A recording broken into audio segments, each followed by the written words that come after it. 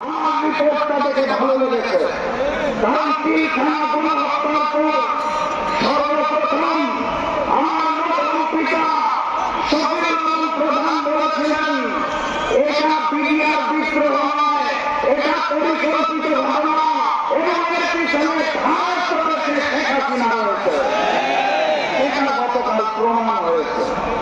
আজকে সত্য ঘটনা বলতে চাই, 2 বছর আগে পিলখানা গণহত্যা দিবস উপলক্ষে আমরা একটি আলোচনা সভার আয়োজন করেছিলাম। তখন আমাদের দল যাত্রা 12 দলীয় জোট ছিল। প্রধান অতিথি হিসেবে এসেছিলেন বিএনপির একজন স্থায়ী কমিটির সদস্য।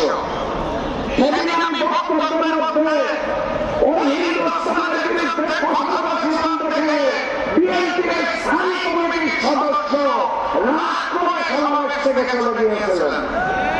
তারা বলতে চেয়েছিলেন, বাংলাদেশে রাজনীতি করতে হলে, ক্ষমতায় থাকতে হলে হিন্দুস্তানকে নাকি তুচ্ছ করতে হয়।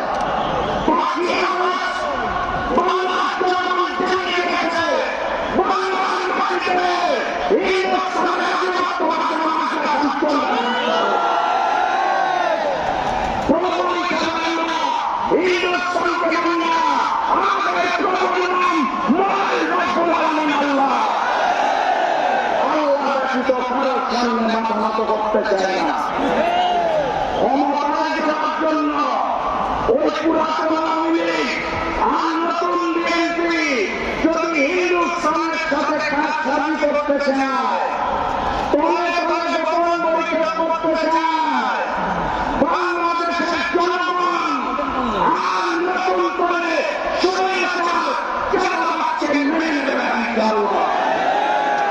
আমার প্রাণপ্রিয় উপস্থিতি, ওরা প্রমাণ হিন্দুস্তানকে, আমরা প্রমাণ আল্লাহকে।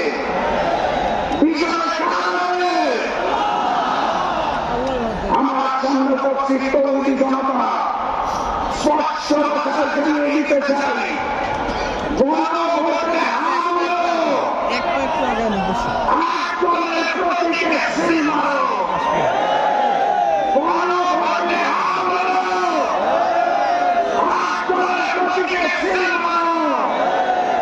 আগামী বাংলাদেশ ভবিষ্যতের বাংলাদেশ, আগামী সংসদ হবে কোরআনের সংসদ। ওখানে আল্লাহ ব্যতীত আমরা আর কোনো প্রভু মেনে নেব না। ওখানে হিন্দুস্তানের হিন্দুত্ববাদকে মেনে নেব না। ওখানে নরেন্দ্র মোদীর পরিকল্পনা মেনে নেব না। আওয়ামী লীগ যেমন দেশকে হিন্দুস্তান বানিয়েছে, বিএনপিকে বলতে চাই, জনতার কাছে আসুন, নাহলে আপনাদের পালিয়ে যেতে হবে দেখছে। আমি সর্বশেষ ওই স্লোগানটা দিয়ে শেষ করব, যে স্লোগান হিন্দুস্তানের বুকটাতে, পুরাতন জালিম আওয়ামী লীগের বুকটাতে, নতুন জালিম বিএনপির বুকটাতে। স্লোগান বলুন, নারায়ে তাকবীর, নারায়ে তাকবীর, নারায়ে তাকবীর। আবারও দেখা হবে, আবারও কথা হবে ইনশাআল্লাহ। এই স্লোগান দিয়ে বিজয়ের দেশে আমরা ঘরে ফিরব, তাহলে মাঠ ছাড়বেন না। বিজয়ের পথযাত্রা শুরু, জীবন অথবা মৃত্যু। আসসালামু আলাইকুম।